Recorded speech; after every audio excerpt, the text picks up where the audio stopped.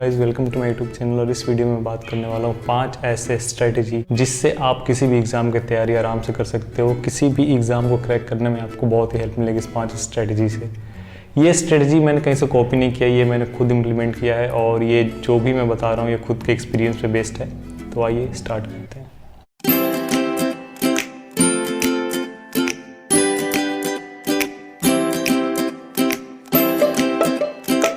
कभी भी आप किसी एग्ज़ाम की तैयारी कर रहे हो तो आपके पास उस एग्ज़ाम का सिलेबस होना चाहिए। मोस्ट ऑफ द स्टूडेंट्स क्या करते हैं, किसी भी एग्ज़ाम को तैयारी कर रहे हैं तो बस बुक्स निकालते हैं और पढ़ना स्टार्ट कर देते हैं। कोई कोचिंग ज्वाइन किया और पढ़ना स्टार्ट कर दिया और उनको पता भी नहीं कि कितना पढ़ना है, किस टॉपिक से कितने नंबर के क्वेश्चंस पूछे जाते हैं, क्या क्या सिलेबस में है क्या नहीं है, ये कुछ वो फोकस नहीं करते हैं। तो पहली बात, आप किसी भी एग्ज़ाम की तैयारी करो, चाहे आप IIT एग्ज़ाम, ISI CMI या फिर IIT JEE नीट किसी भी एग्ज़ाम की तैयारी कर रहे हो तो सबसे पहला ये है कि आपको उस एग्ज़ाम का सिलेबस पता होना चाहिए। किस चैप्टर से कितने नंबर के क्वेश्चंस पूछे जाते हैं, कौन कौन से टॉपिक सिलेबस में है, क्या क्या सिलेबस में नहीं है, ये आपको अच्छे से पता होना चाहिए। तब आप अपनी पढ़ाई को, अपनी तैयारी को पूरी तरह फोकस कर सकते हो उन टॉपिक्स पे जो कि एग्ज़ाम्स में पूछे जाते हैं। तो जनरली मैं क्या रिकमेंड करता हूँ कि अगर आप किसी भी एग्ज़ाम की तैयारी कर रहे हो तो एग्ज़ाम की तैयारी करने से पहले आप उस एग्ज़ाम के क्वेश्चंस पेपर को एक बार अच्छे से देख लो। अगर आप एक बार क्वेश्चंस पेपर को अच्छे से देख लेंगे तो आपको आइडिया लग जाएगा किस लेवल के क्वेश्चंस पूछे जाते हैं।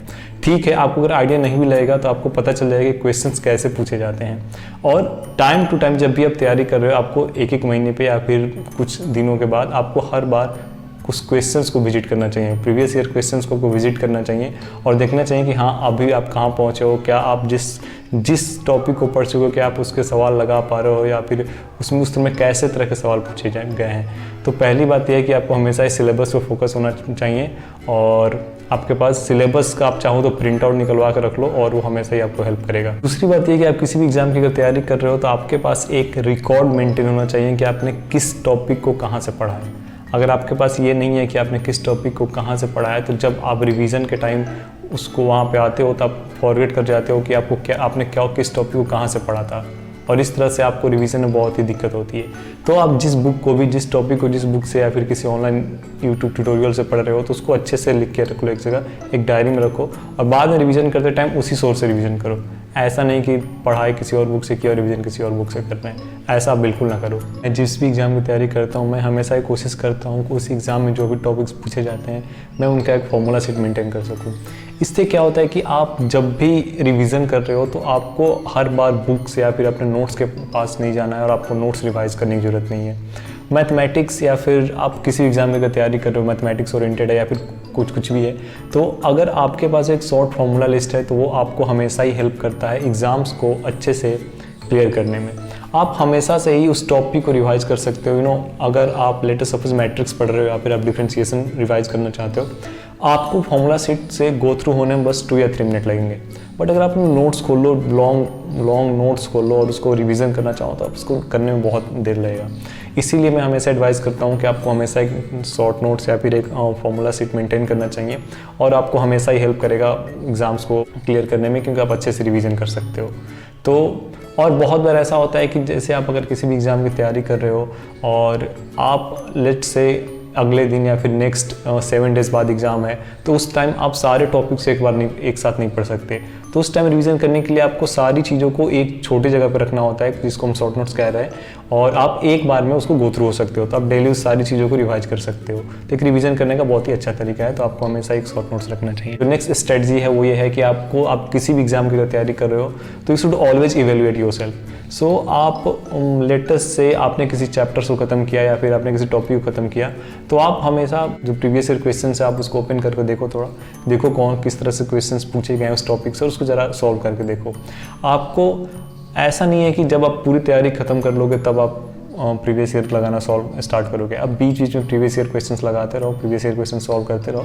ऐसा आपको आइडिया लगता रहेगा कि हाँ आपने जो भी पढ़ा है उससे रिलेटेड आप प्रीवियस ईयर क्वेश्चंस बना पा रहे हो कि नहीं, या फिर उससे रिलेटेड जो भी क्वेश्चंस पूछे गए उस तरह के एग्ज़ाम में आप बना पा रहे हो कि नहीं। मैंने IIT exam, ISI CMI exams clear किया और उसका सिर्फ वजह यही था कि मैंने प्रीवियस ईयर क्वेश्चन पर बहुत फोकस किया और उसको मैं यूज़ करता था अपने आप को इवेल्युएट करने के लिए। जो भी मैं टॉपिक्स पढ़ता था, मैट्रिक्स हो गया या फिर परमुटेशन कॉम्बिनेशन हो गया, मैं उसको हमेशा जाता था प्रीवियस ईयर में देखता था किस तरह से क्वेश्चंस पूछे गए हैं और मैं खुद उसको ट्राई करता था। और ये हमेशा एक अच्छा तरीका है अपने आप को इवेल्युएट करने का। जो फिफ्थ स्ट्रेटजी है वो ये है कि आपको हमेशा ही फोकस के साथ स्टडी करना चाहिए।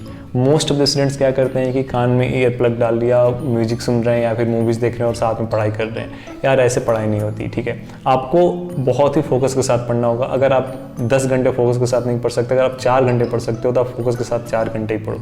अगर आपने कुछ भी फोकस के साथ पढ़ाई किया है तो आप उसको एग्जाम में अच्छे से रिकॉल कर पाओगे। मैं क्या सजेस्ट करता हूँ कि आप अपने घर में या फिर अगर आप कॉलेज जाते हो तो एक ऐसा स्पॉट ढूंढ लो, लाइब्रेरी चले जाओ जहाँ पे मिनिमम डिस्ट्रैक्शन हो, वहाँ पे आप अकेले बैठ के पढ़ना स्टार्ट करो। और मैं हमेशा एक तरीका सजेस्ट करता हूँ कि आपको हमेशा ही पोमोडोरो टेक्निक यूज़ करनी चाहिए। पोमोडोरो टेक्निक क्या है, मैं इस पर एक वीडियो बनाऊँगा अलग से। और बस ये है कि आप जो भी पढ़ रहे हो उसको आप अच्छे से पढ़ो और उसके बाद फोकस के साथ पढ़ो। ऐसा नहीं कि आप 4 फ्रेंड एक साथ बैठ के पढ़ रहे हो, आप आपस में हंस रहे हो, बातें कर रहे हो, ऐसा नहीं करना है। आप अच्छे से पढ़ लो, आधे घंटे पढ़ लो, 1 घंटे पढ़ लो, फिर बातें कर लो, फिर पढ़ाई करो, अगर आप साथ में पढ़ाई कर रहे हो तो। हाँ, अगर ग्रुप डिस्कशन कर रहे हो तो वो अलग चीज़ है। तो जब भी आप पढ़ो हमेशा एक फोकस के साथ पढ़ो।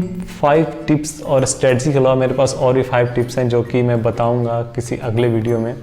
और मुझे लगता है कि आप इन 5 स्ट्रेटजी को, 5 टिप्स को आप अच्छे से फॉलो करोगे अपने एग्जाम प्रिपरेशन के लिए। और अगर आपके पास भी कोई टिप्स है या फिर आपके पास भी कोई ऐसा स्ट्रेटजी है जो कि आप यूज़ करते हो अपने एग्जाम्स की प्रिपरेशन के लिए, तो प्लीज़ मुझे कमेंट में बता देना। मैं उसको अगले वीडियो या फिर नेक्स्ट वीडियो में इंक्लूड करने की कोशिश करूँगा। तब तक के लिए चैनल को सब्सक्राइब कर देना।